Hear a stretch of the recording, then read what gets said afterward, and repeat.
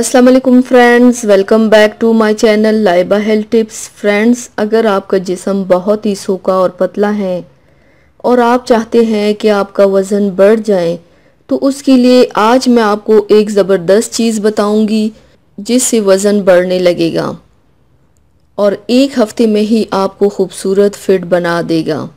ये चीज़ बाकायदा इस्तेमाल करेंगे तो सूखे से सूखा बंदा भी इससे मोटा हो जाता है।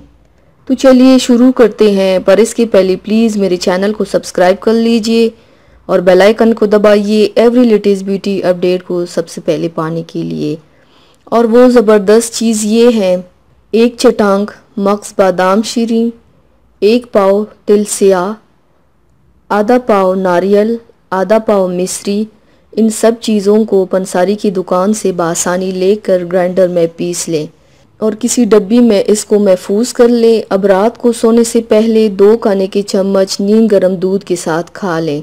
एक हफ्ता बाकायदा इस्तेमाल करने से ही आपका वज़न बढ़ने लगेगा इंशाल्लाह।